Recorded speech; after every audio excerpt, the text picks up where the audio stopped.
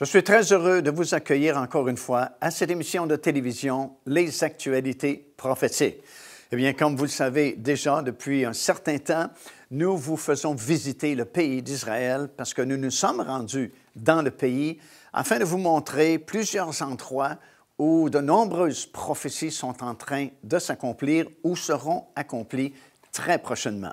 Et en visitant le pays, nous remarquons tous ces beaux paysages et nous remarquons comment le pays d'Israël, étant un tout petit pays, semble vraiment un grand pays parce que nous changeons de décor presque à chaque fois que nous nous déplaçons. Et aujourd'hui, nous allons nous rendre dans un endroit très stratégique, très prophétique, puisque nous allons visiter la vallée de Jezréel et nous allons nous tenir à Megiddo, un endroit, selon la Bible, aura lieu le dernier conflit mondial, du moins, c'est là où il y aura le rassemblement des armées des nations du monde qui, à la fin des 7 années de tribulation à venir, feront une dernière attaque sur la ville de Jérusalem afin, si c'est possible, d'éliminer, de détruire le peuple juif.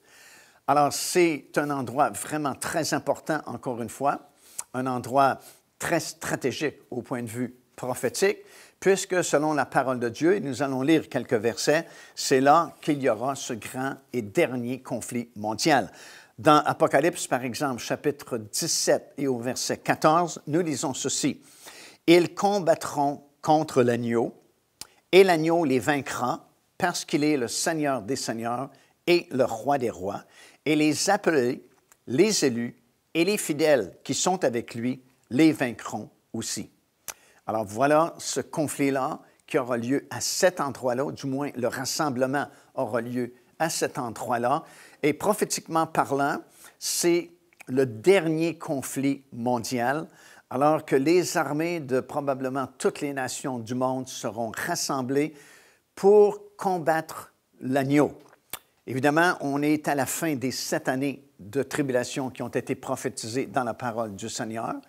Et vers la fin de cette période-là troublée, il y a comme 3 esprits impurs qui sortent de la trinité satanique de l'Antéchrist, de Satan et du faux prophète, et qui vont séduire les dirigeants, les leaders, les rois de cette planète, afin justement de converger vers cette vallée-là, la vallée de Jezréel, afin de combattre contre l'agneau.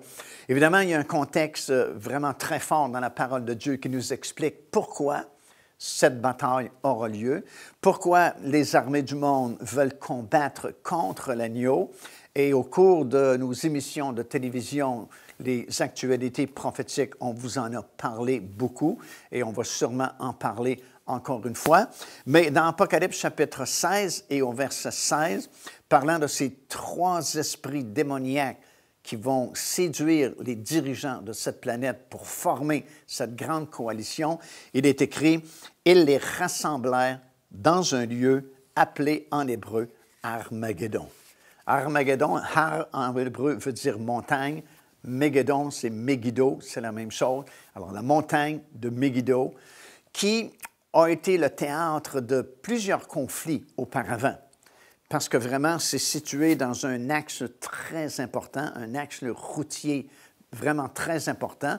Et même aujourd'hui, c'est vraiment un centre très important. Et à cause de sa situation et de sa localisation, il y a eu autrefois plusieurs batailles, plusieurs conflits qui se sont déroulés dans cette grande vallée-là. Et il y a des conflits même bibliques, des batailles bibliques qui ont eu lieu dans ces endroits-là, comme à l'époque de Gédéon, Déborah, et ainsi de suite.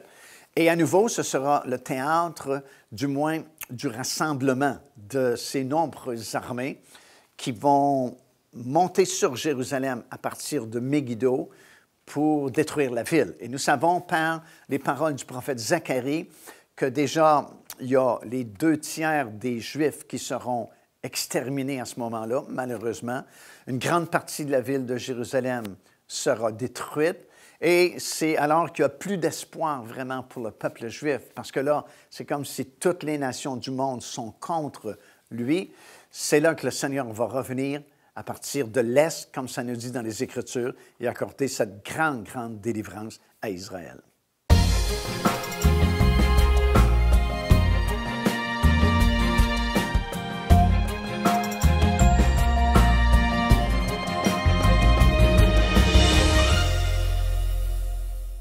Nous nous dirigeons vers le sommet de Megiddo, dans la vallée de Jezreel, cette grande vallée qui est située juste en face de nous, parce que c'est un endroit vraiment très important au point de vue prophétique, parce que selon la Bible, c'est ici, dans cette grande vallée de Jezreel, que les nations du monde vont rassembler leur armée pour faire une dernière attaque contre la ville de Jérusalem.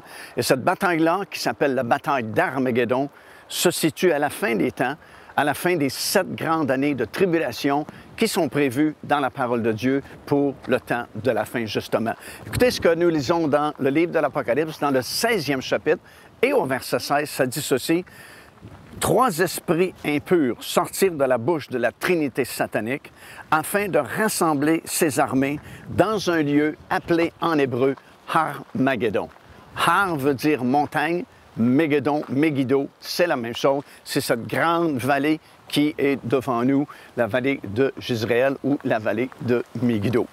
En fait, la vallée de Megiddo est située ici et il y a la ville de Megiddo qui existait bien sûr autrefois. Et cette ville-là, lors de la conquête du pays de Canaan, n'avait pas été prise par les Israéliens, mais elle était demeurée une ville étrangère de la tribu de Manassé, telle que nous le lisons dans le livre de Josué, le chapitre 17, et au verset 11 et au verset 12. Cependant, à l'époque de Salomon, cette ville-là ici est devenue une remise pour les chars et les cavaliers du roi, si bien que nous lisons dans 1er Roi, le chapitre 10, verset 26 jusqu'à 29, que Salomon, ici, entreposait 1300 chars et 12 600 quelques cavaliers qui étaient entreposés ici à Megiddo. Devenez partenaire avec ce ministère par votre soutien financier et aidez-nous à planter le flambeau de l'Évangile à travers le monde entier. Vous recevrez un enseignement audio à tous les mois de la part de l'évangéliste Mario Massicotte, ainsi que notre bulletin de nouvelles prophétiques incluant des enseignements bibliques, des nouvelles du ministère et des commentaires sur les actualités prophétiques.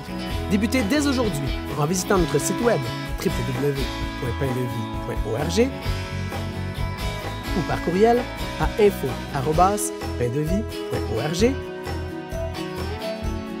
ou en nous écrivant à Pain de Vie, casier postal 426 800, Square Victoria, Montréal, Québec, H4Z 1J7.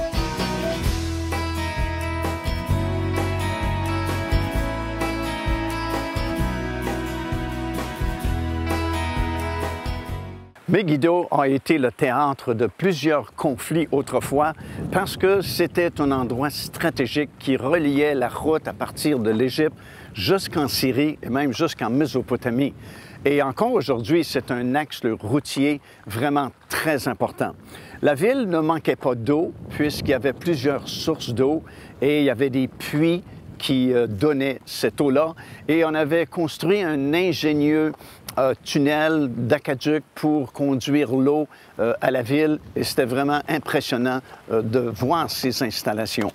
Il y a eu de toute façon plusieurs grandes batailles bibliques ici dans la vallée de Megiddo. On se souvient par exemple de Déborah à l'époque des juges et probablement qu'on connaît très bien l'histoire de Gédéon.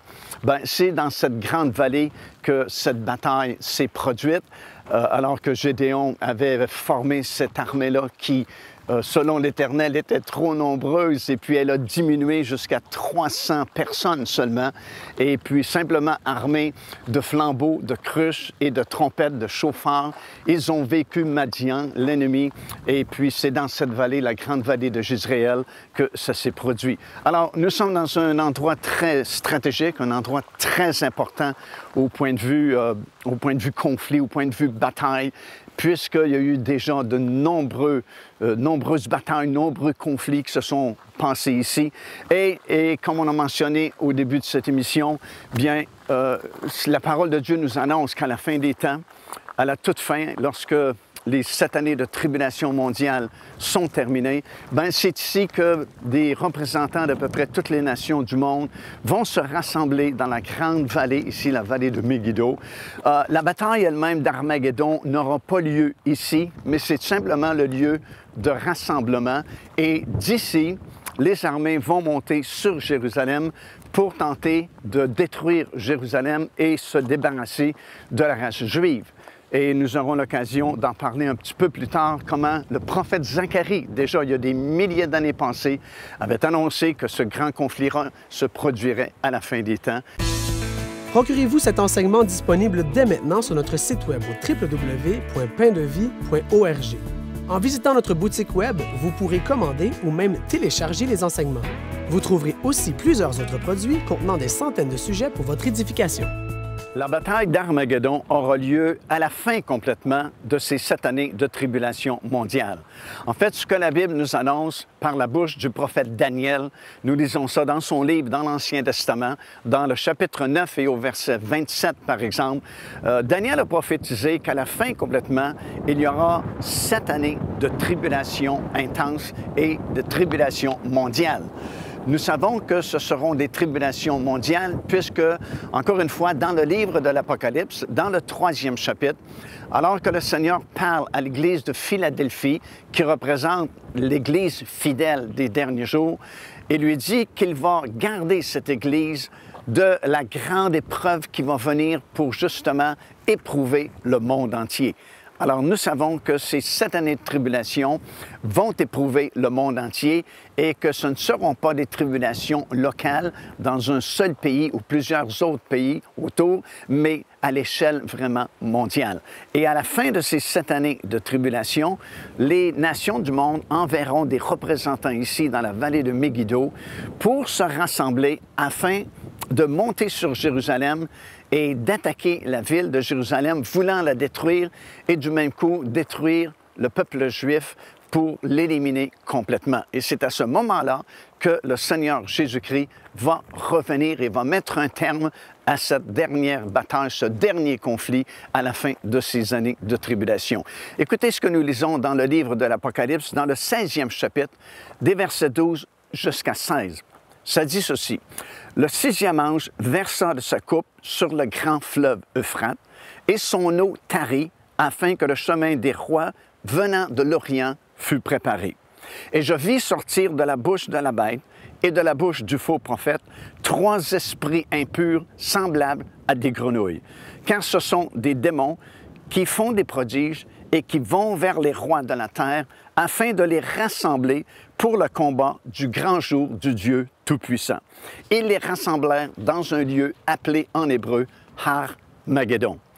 De plus, dans le livre du prophète Zacharie, chapitre 14, des versets 2 jusqu'à 4, voici ce que le prophète avait dit il y a plusieurs milliers d'années passées: « Je rassemblerai toutes les nations pour qu'elles attaquent Jérusalem. » Alors, encore une fois, nous avons une prophétie très claire ici de la bouche du prophète Zacharie, nous disant que dans ces derniers jours, Dieu va rassembler les nations du monde dans ce lieu-là où nous sommes présentement, à Megiddo, dans la vallée de Jezréel, pour qu'elles puissent attaquer la ville de Jérusalem. À ce moment-là, c'est la fin complètement.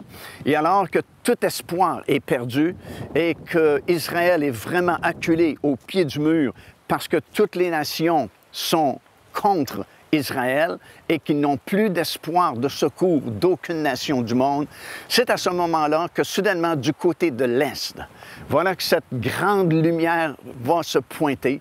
Et la lumière, comme si elle s'approche dangereusement de la Terre.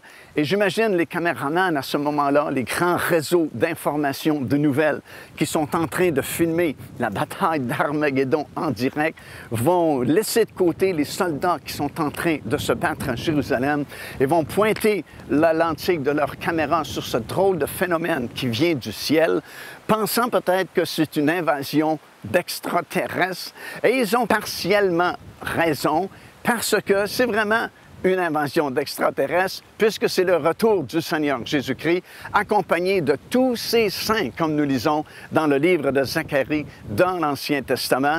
Et son pied va se poser sur le sommet de la montagne des Oliviers, qui est en face de la ville de Jérusalem, et il va détruire cet homme qui a dirigé toutes ces armées contre la ville de Jérusalem. La Bible l'appelle l'Antéchrist. Il va le détruire par l'éclat de son avènement et par le souffle de sa bouche, tout simplement, va mettre un terme à cette bataille d'Armageddon et va établir le royaume de Dieu sur cette terre. Alors, encourageons-nous parce que malgré qu'il y a des épreuves encore à venir, malgré que cette grande bataille à venir, la gloire du Seigneur revient bientôt. Joignez-vous à nous afin de célébrer le Seigneur et entendre le message de la parole de Dieu par l'évangéliste Mario Massicotte. Venez recevoir ce que Dieu a préparé pour vous.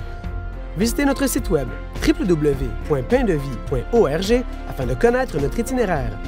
Nous serions très heureux de vous rencontrer et de vivre des moments forts avec le Seigneur.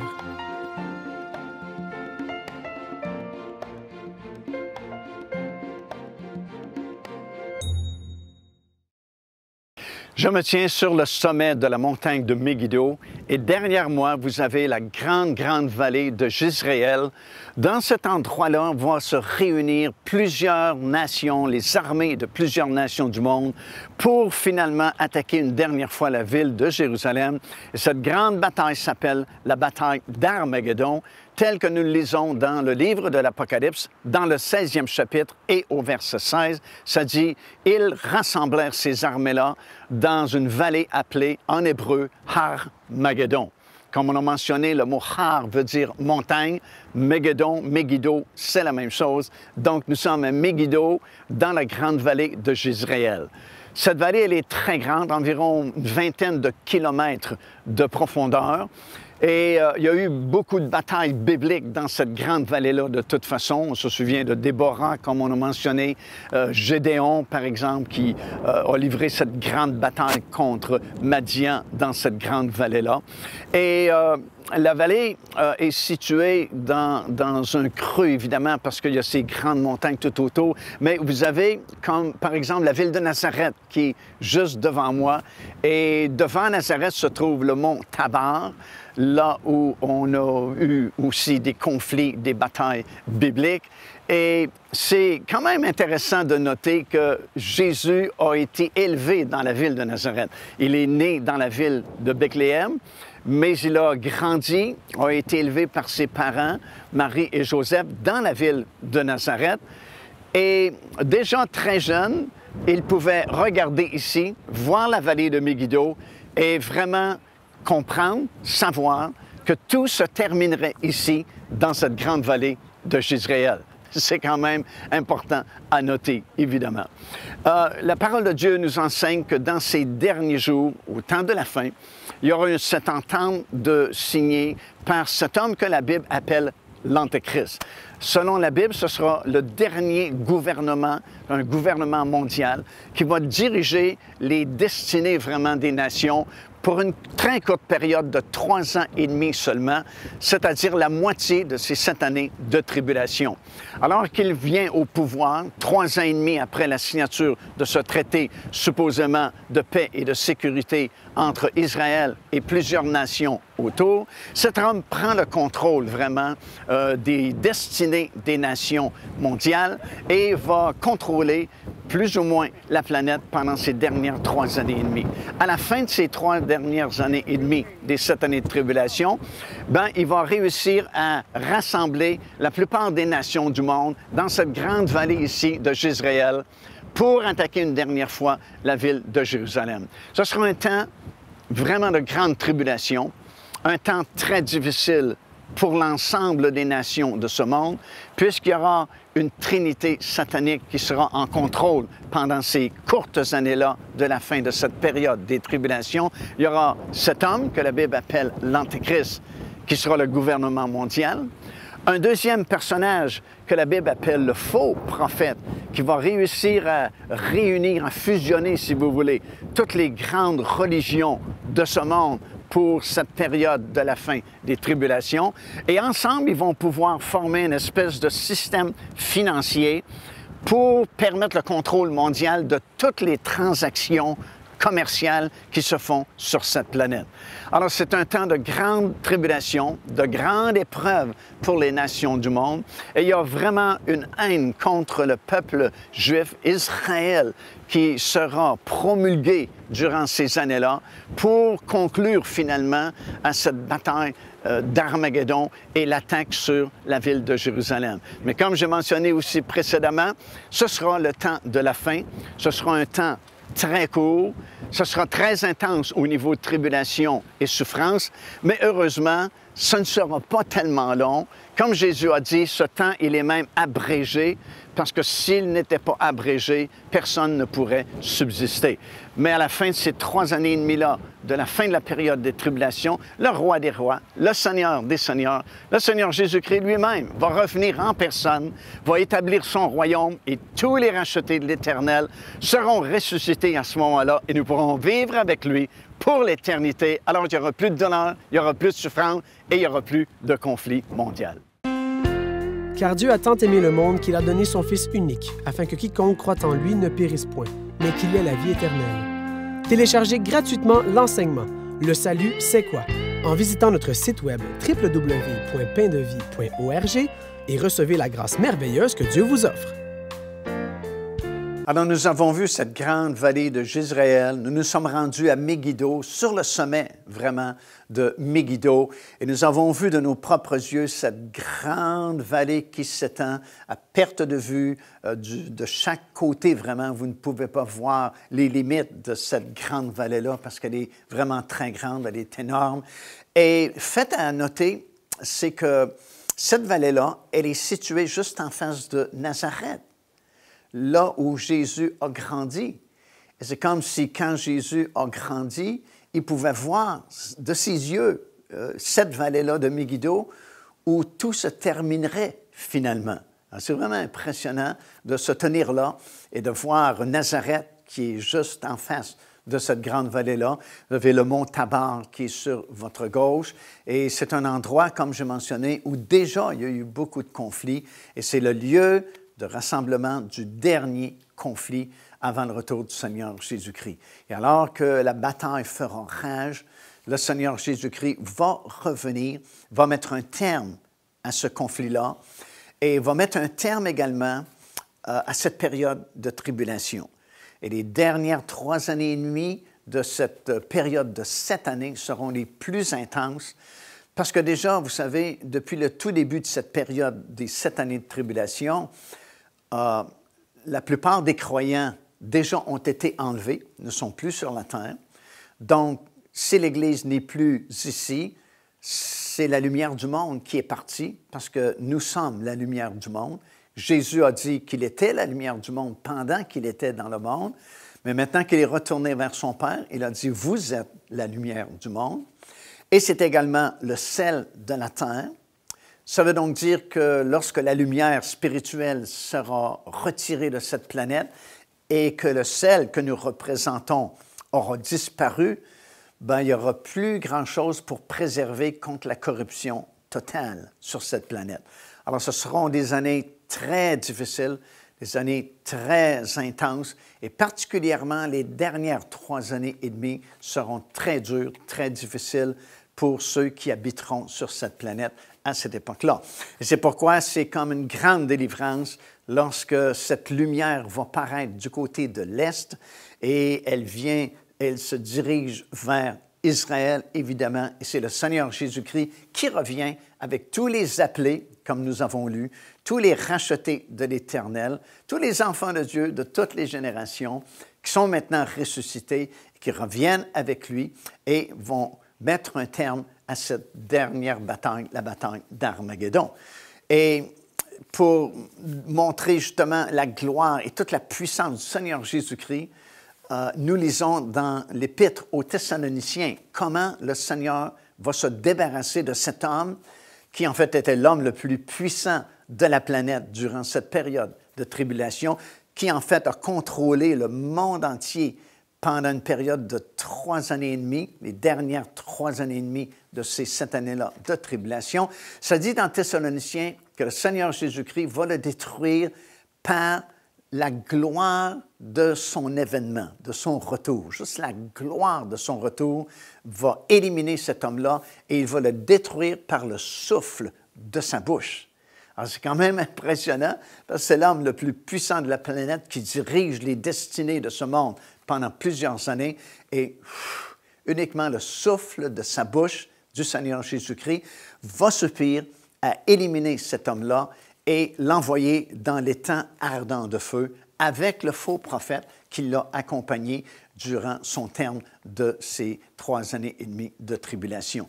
Et après ça, bien sûr, c'est le gouvernement de Dieu qui va prendre le contrôle de cette planète. Et c'est pourquoi nous nous réjouissons d'avance et notre cœur est en paix avec cela, parce qu'enfin, la terre va jouir de la paix, va jouir d'un repos, va être sous un gouvernement parfait, un gouvernement qui est juste, un gouvernement qui permet à tous les habitants de la planète de profiter pleinement de la vie, parce que ce sera vraiment un monde nouveau, un monde où il n'y aura plus de condamnation.